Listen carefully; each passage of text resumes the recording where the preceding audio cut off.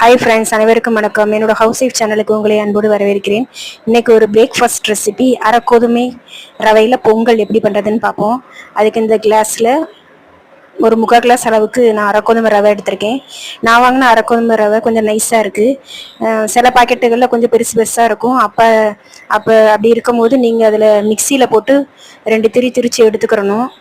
அப்போ தான் பொங்கல் சாஃப்டாக வரும். இதில் ஒரு 3/4 டம்ளர் அளவு ரவை எடுத்திருக்கேன்.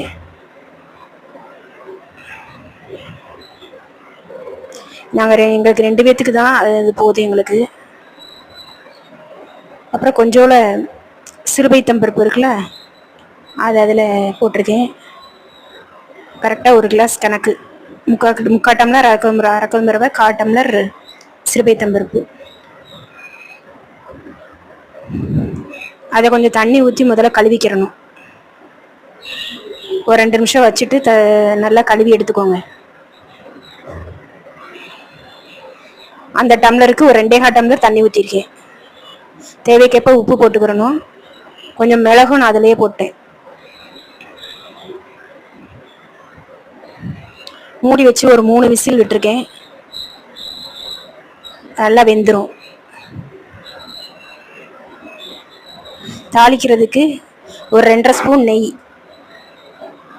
அந்த ஸ்பூனுக்கு ஒரு 2.5 ஸ்பூன் நெய் ஊற்றிருக்கேன். நல்லா காஞ்ச உடனே சீரகமும் முந்திரி பருப்பும் போட்டு எடுத்துடணும். அவ்வளோதான் ஃப்ரெண்ட்ஸ், பொங்கல் ரெடி ஆயிடுச்சு. இதுக்கு சட்னி அரைச்சிருக்கேன். ஃப்ரெண்ட்ஸ், இந்த வீடியோ பிடிச்சிருந்தால் லைக் பண்ணுங்கள், ஷேர் பண்ணுங்கள், சப்ஸ்கிரைப் பண்ணுங்கள். பெல் பட்டனை கிளிக் பண்ணி ஆள்னு கொடுங்க ஃப்ரெண்ட்ஸ். அப்போ தான் நான் வீடியோ போட்டால் உங்களுக்கு நோட்டிஃபிகேஷன் வரும். நல்லா சாஃப்டாக சாப்பிட்றதுக்கு நல்லா டேஸ்ட்டாக இருக்கும் ஃப்ரெண்ட்ஸ். தேங்க்ஸ் ஃபார் வாட்சிங்.